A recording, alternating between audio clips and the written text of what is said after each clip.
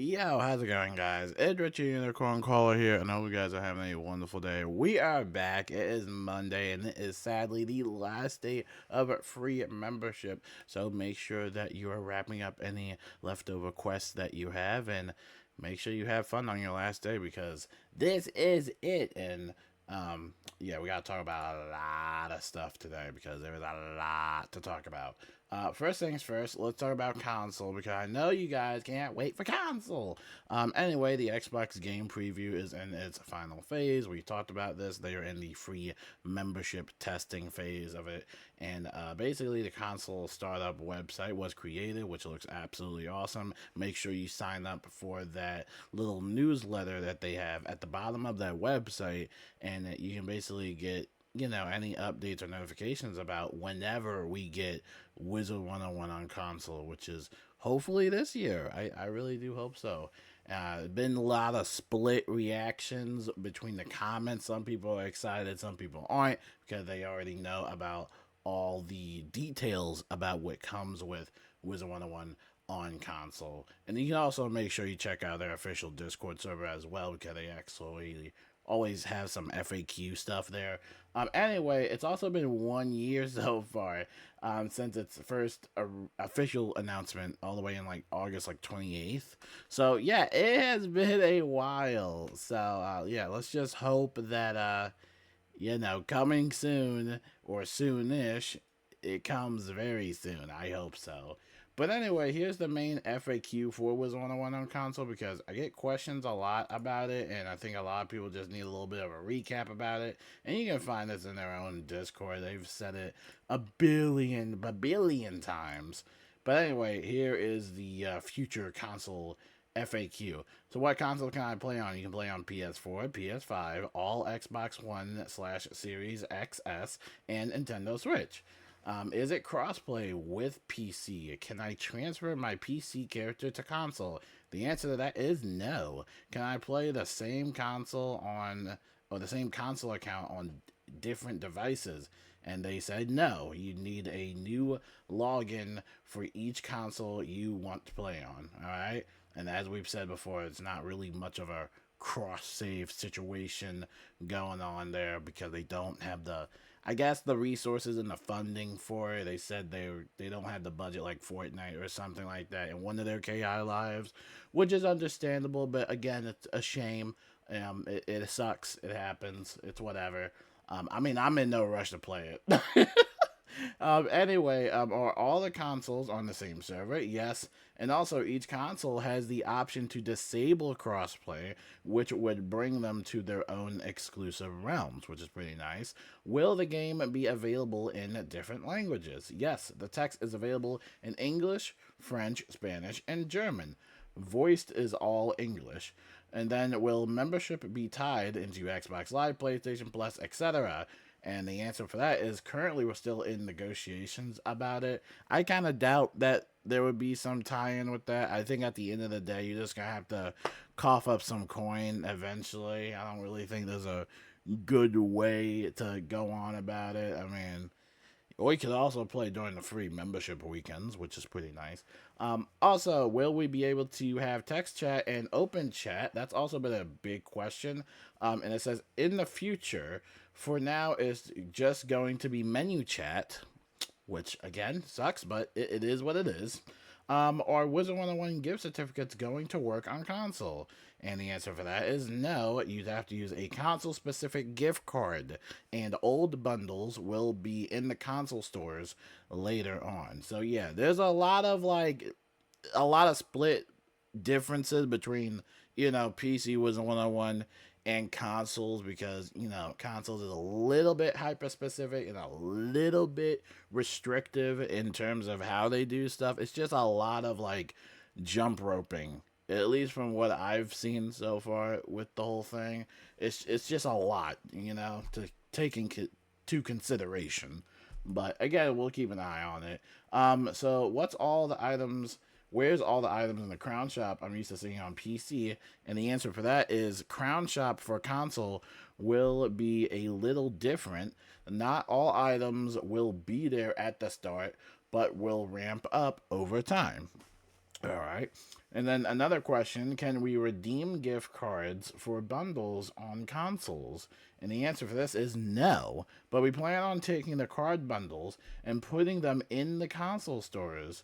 It is not the high priority right now, but my hope is every month adding one or two of the older bundles after we launch. Joel will make sure that some of them are available post launch. And also in gray, it says at the bottom, GameStop has a 1 year exclusivity on the ones we launch with them. So some things will get to console a little more than a year after PC just due to the way that works, which I think that's the crazy part right now, because if you're playing on console and there's a certain bundle that you want, you could be waiting a long time to get it. So yeah, like I said, I'm in no rush, but again, I've seen a lot of eager players out there to play it. I'm not. Hey, have fun, man. Can I gift my friends? Yes. However, you can only gift people on the same console as you, due to each console wanting their own cut. So there you go.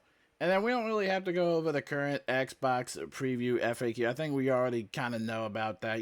This is just a preview beta, just report any bugs you see and blah, blah, blah. Your data, everything's going to be wiped as soon as the official release comes out. It would be cool to kind of see something for the beta testers for Xbox.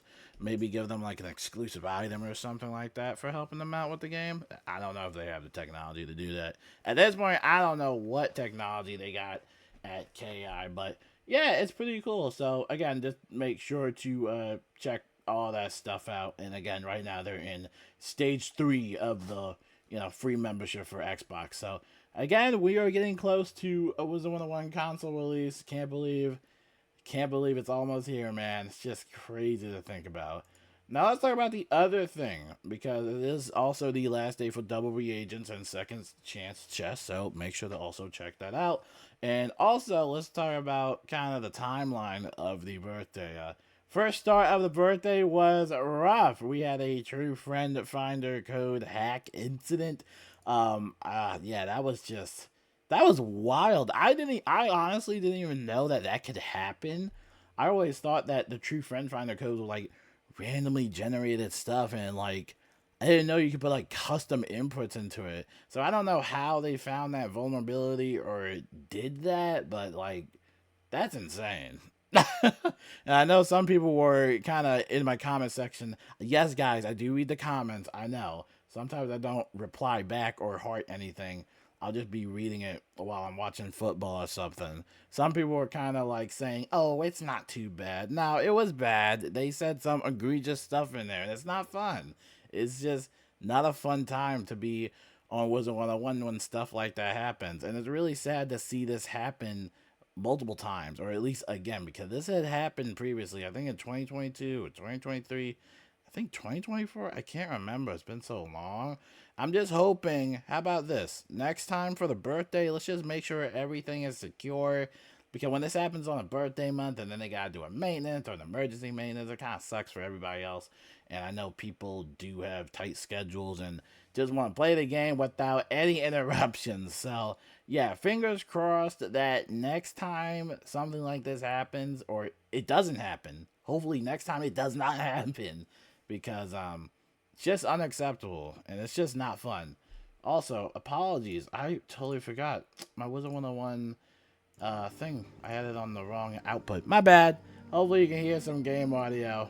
Anyway, let's go on to the other stuff, because speaking of interruptions, there's actually been some complaints talking about some of the loading and server issues, which this actually happens a lot, and this is one of those things where I hope it doesn't happen again, but it keeps happening.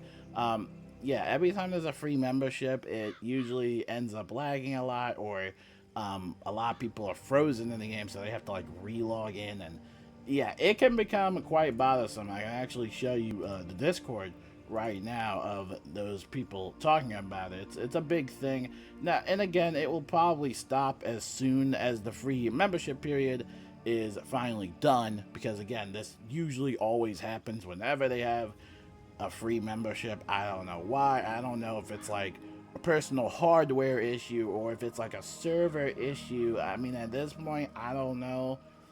I don't know what it is. I could be wrong.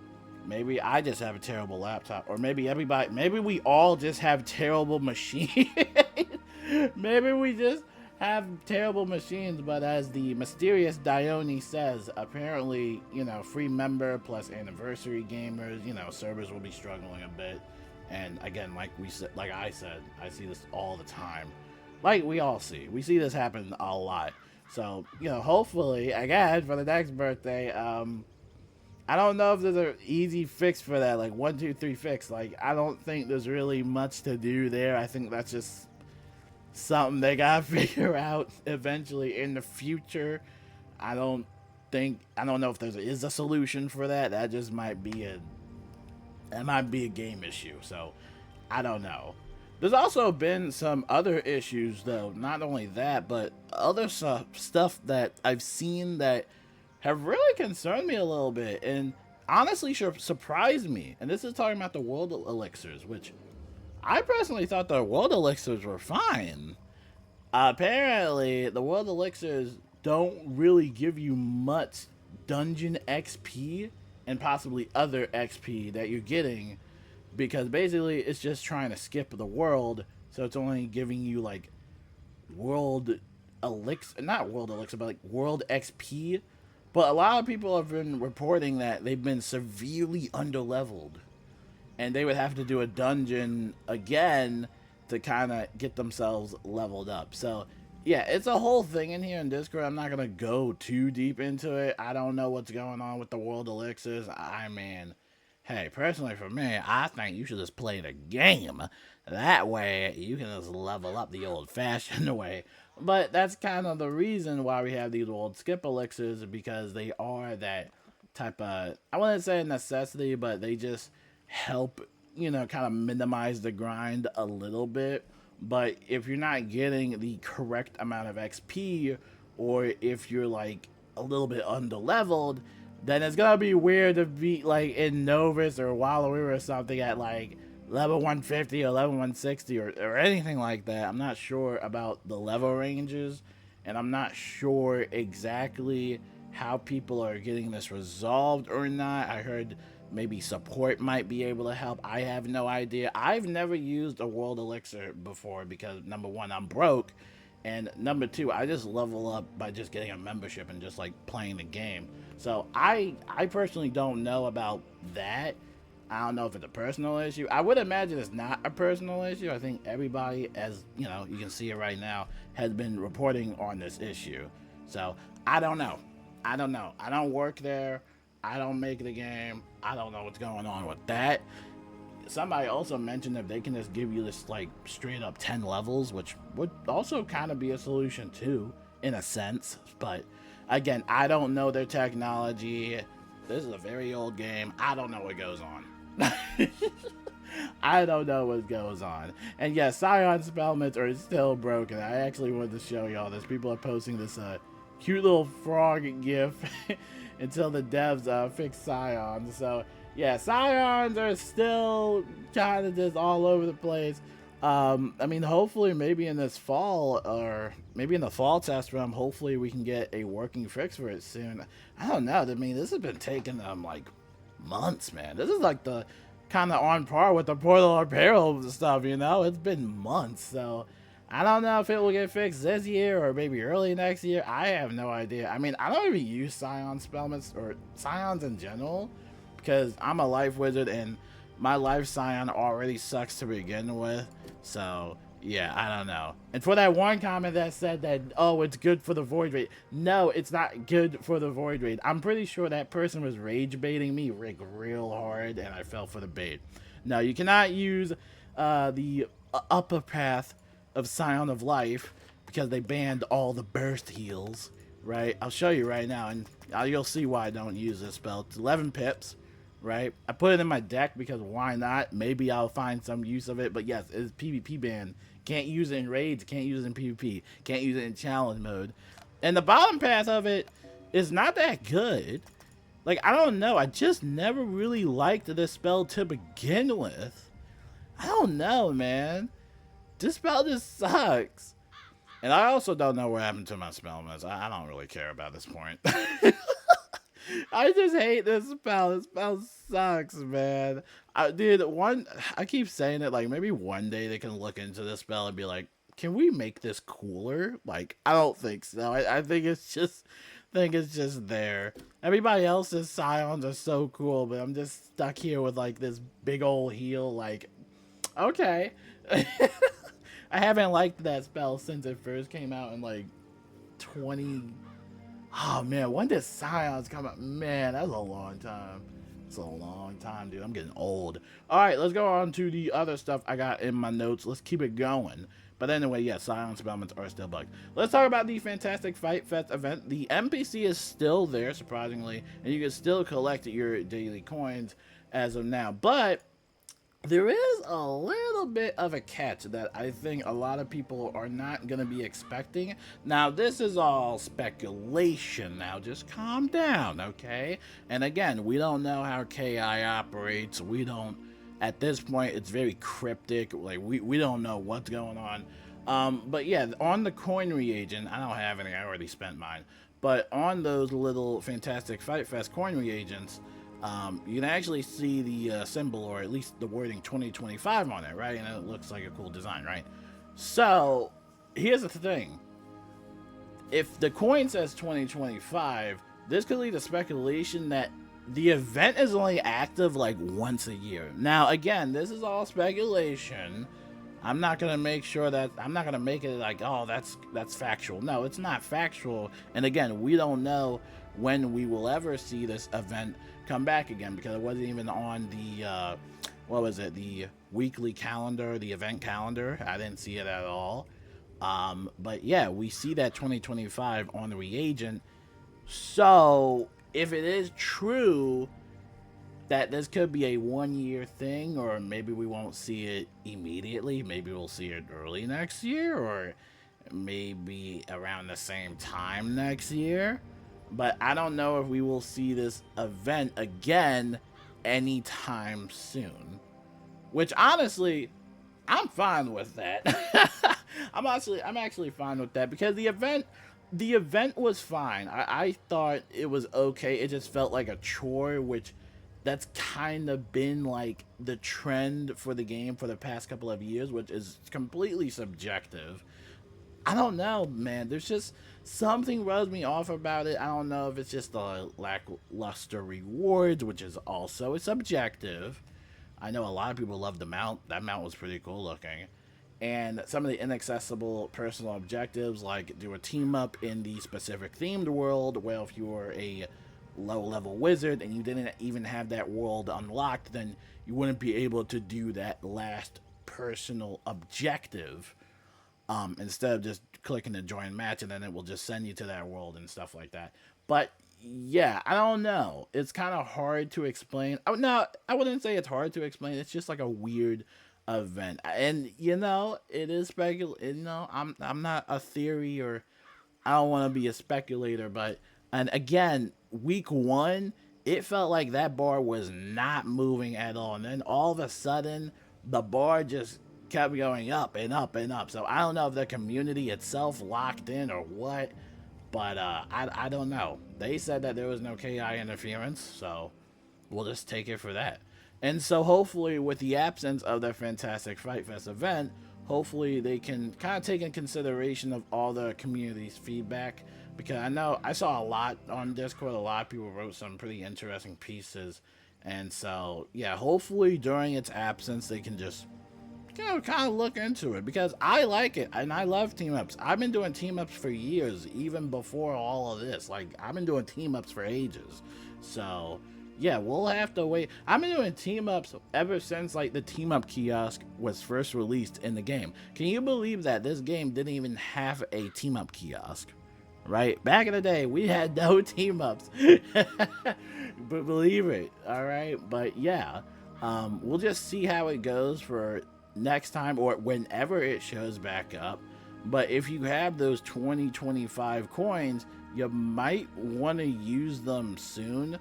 Now, after I went to the NPC, I saw that the rewards were relocked. So yeah, I would make sure to use those coins soon, because if the next event starts and then it's asking for like, oh, 2026 coins and it doesn't have any of the 2025 items, then that might be a problem. You might just have like this ancient relic of a reagent that you can't use anymore. Now, I don't know if you want to keep them. By all means, keep your coins.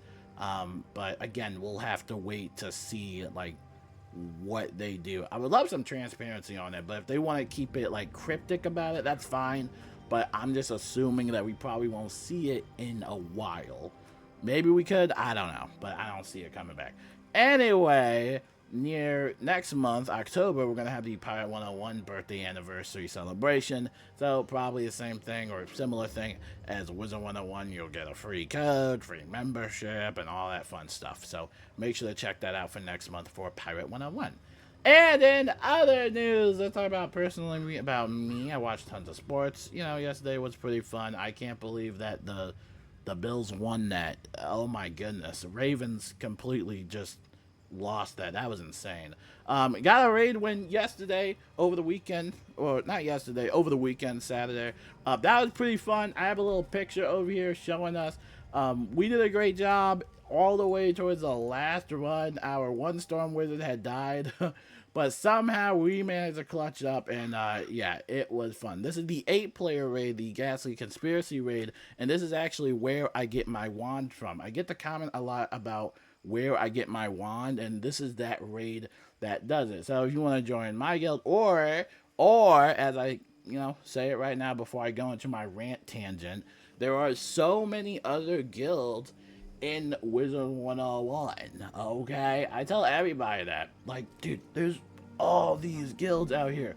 All you gotta do is just go to the server, scroll down to, I think it's in Diego's. Where is it at? I just saw it. Where is it at?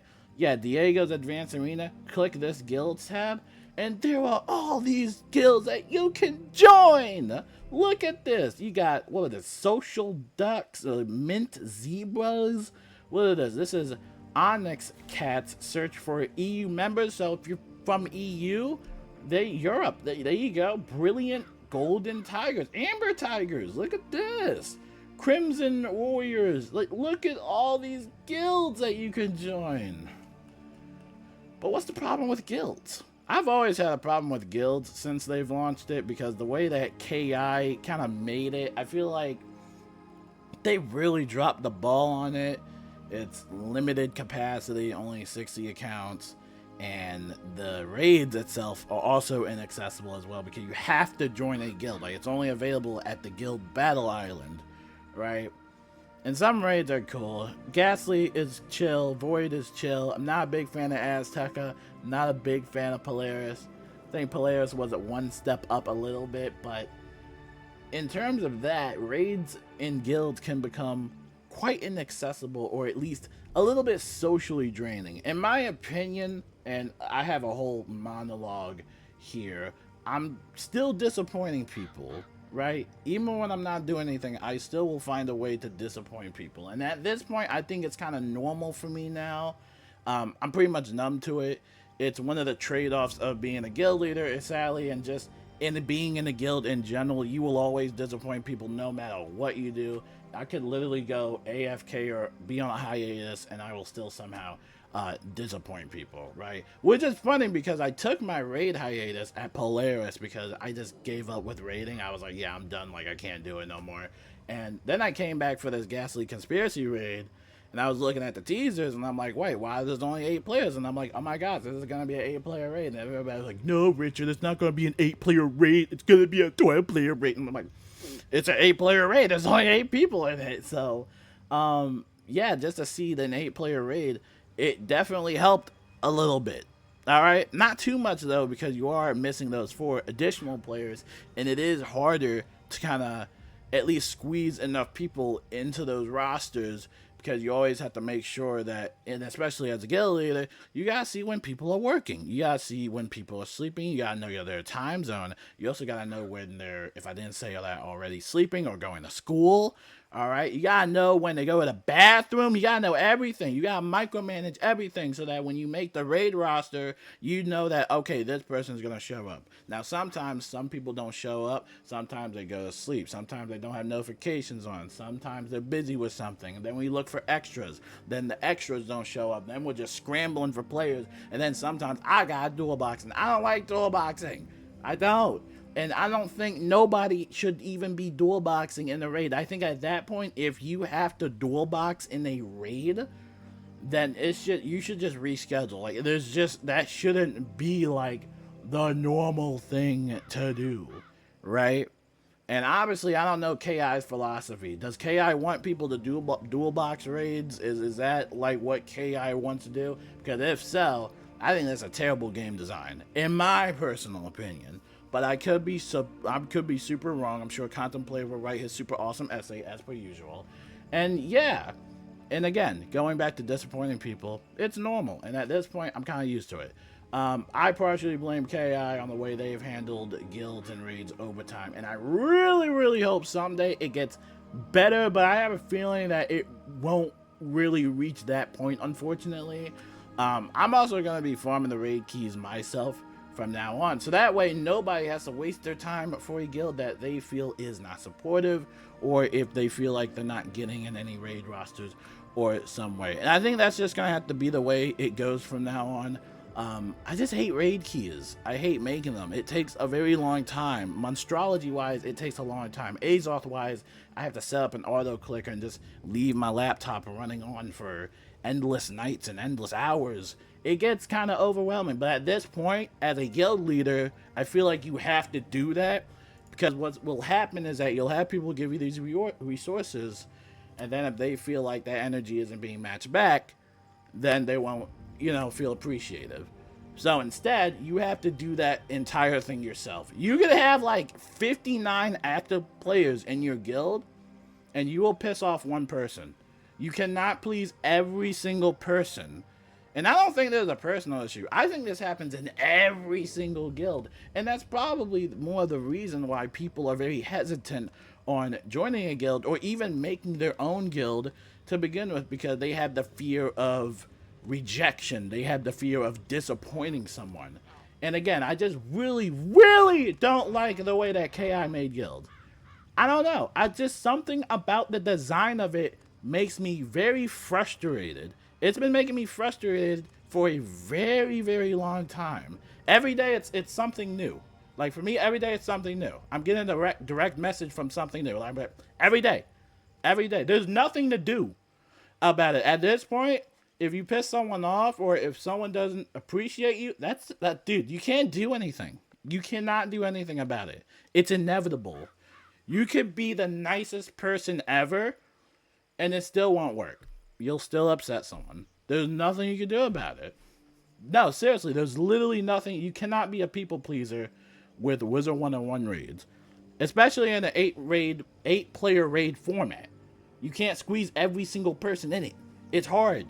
The right side of the Ghastly Conspiracy raid, only a few people can do that because of the strategies, right?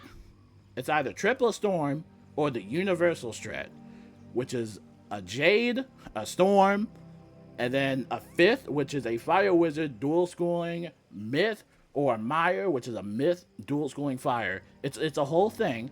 And then the other one can be any type of Myth, Dith, Sith, Lith, anything.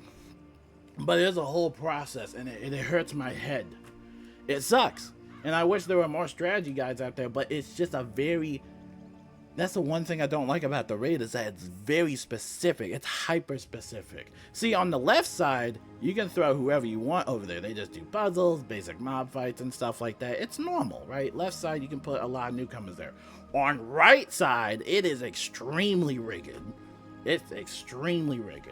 So, maybe that just might be a game design thing. That might be a gameplay design thing that I don't think they can actually really do much about. So there's no point of even yapping about it. But anyway, going back to my tangent, like I said, this is a long one. My advice for everyone is to just not bother farming for raid reagents unless it's your very own guild. Like, if you're the guild leader, just do it yourself. Don't ask for anybody to help. Don't even do it. It's not worth the mental strain. Just do it yourself, and that's it. Farm for it. Just do it.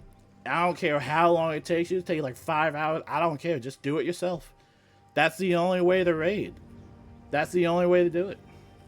And that way you won't have to worry about others, and you can just minimize disappointments. And I also do think it might be time to do away with the raid keys in general. It's just like, not because I'm the only one making them. It just seems like an endless chore that has potential to lead to like 0 reward, which is content losses or raid cancellations. So yeah. And that pretty much ends it off as we finally get disconnected. Oh, I can still access the emote wheel. That's kind of cool. But yeah, that's going to end it for that. I'm done my tangent, and that's pretty much all the news for today. So you got some awesome console news. Console hopefully will come out this year. And of course, it's the last day for membership, so make sure to check that out. All right, until then, I will see you guys later. And yeah, peace out.